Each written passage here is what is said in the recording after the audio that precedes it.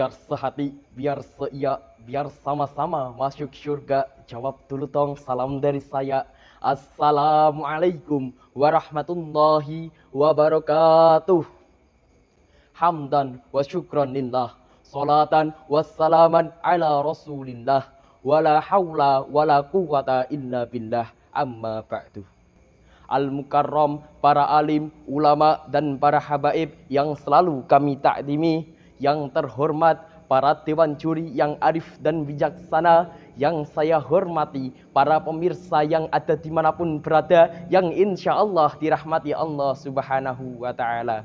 Dan tidak lupa pula rekan-rekan kita dan para jajaran panitia yang selalu kami cintai. Rekan-rekan kita yang dirahmati Allah. Pada era modern saat ini, para remaja hidup dengan serba kemudahan, fasilitas canggih, dan teknologi yang tak kurang sudah merambah ke lini kehidupan. Ditambah lagi dengan kemajuan video, game, smartphone alias setan gepeng, dan berbagai teknologi lainnya yang memanjakan kita. Hal inilah yang menjadi faktor utama perubahan dinamika kehidupan para remaja.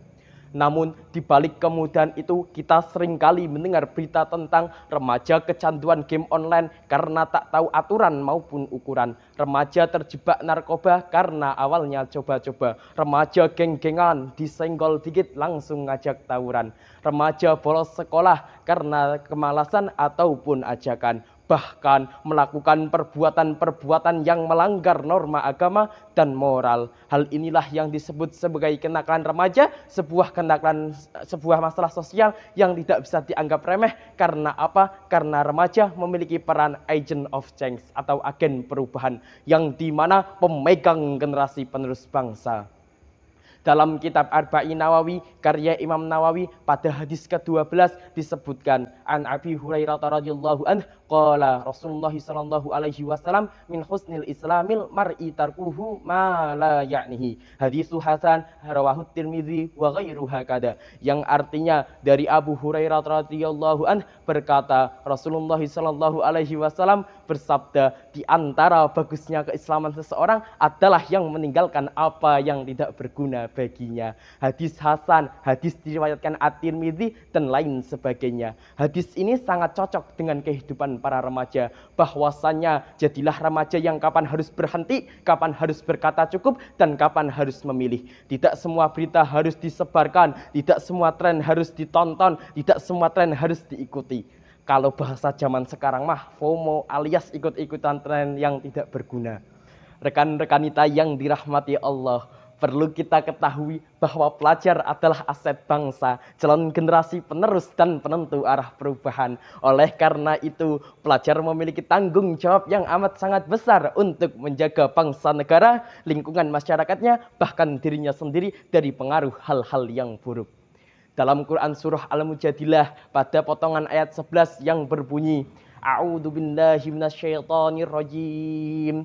Bismillahirrahmanirrahim. Yarfa'illahu alladhina amanu minkum walladhina utun ilma darajat. Al-ayah, sadaqallahul adim. Yang artinya Allah akan mengangkat derajat orang-orang yang beriman di antaramu dan orang-orang yang diberi ilmu beberapa derajat. Quran surah Al-Mujadilah potongan ayat 11. Ayat ini menegaskan bahwa pelajar yang beriman dan berilmu akan mendapatkan kedudukan yang mulia di sisi Allah. Oleh karena itu, tugas pelajar adalah mencari ilmu dengan sungguh-sungguh, ikhlas karena Allah Subhanahu wa Ta'ala untuk menghilangkan kebodohan, berakhlakul karimah, menghormati guru, dan beribadah kepada Allah. Namun di sisi lain, pelajar juga harus menghormati orang yang lebih tua, baik guru, orang tua, dan orang di sekitarnya. Karena apa? Karena Syekh Abdul Qadir Al-Jailani, Imam Abdullah bin Mubarak, dan Imam Malik pernah berkata, al-adabu fauqal ilmi, yang artinya adab itu lebih tinggi dari ilmu. Maka jika kita seorang pelajar yang beriman dan berilmu tetapi tidak beradab, itu sama saja sia-sia.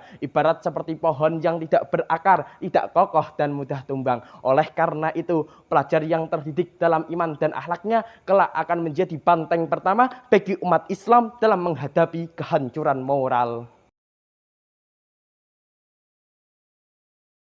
Rekan-rekan kita yang dirahmati Allah, lalu bagaimana kita sebagai pelajar Islam Nahdien ini dapat mencegah kenakalan remaja? Yang pertama, memperkuat iman dan ibadah. Karena apa? Karena orang yang dekat dengan Allah tidak akan mudah tergoda oleh kemaksiatan. Kemudian yang kedua, memilih lingkungan dan teman yang baik, seperti halnya dijelaskan dalam kitab Al-Alah pada bait keempat karya Imam Az-Zarnuji yang berbunyi fa in kana da syarrin fajannibhu syur'ata fa in kana da khairin faqarinhu tahtadi. Yen ana kanca ala lakone dang dohano, yen ana kanca bagus enggal dikancanano.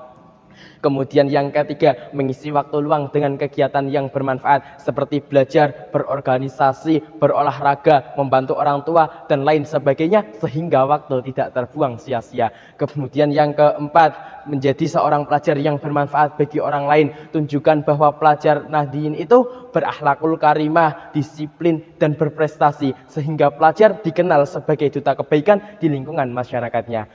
Rekan-rekan kita yang dirahmati Allah.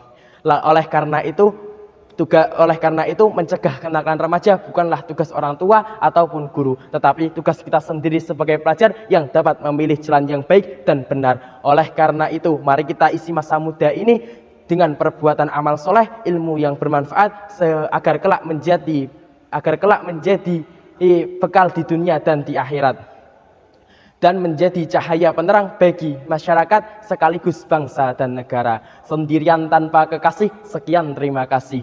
Burung elang terbang tinggi, turun sebentar untuk makan. 10 jari kami angkat tinggi-tinggi, mohon maaf atas kekhilafan. Wallahul muwafiq illa aqwamit thariq. Wassalamualaikum warahmatullahi wabarakatuh.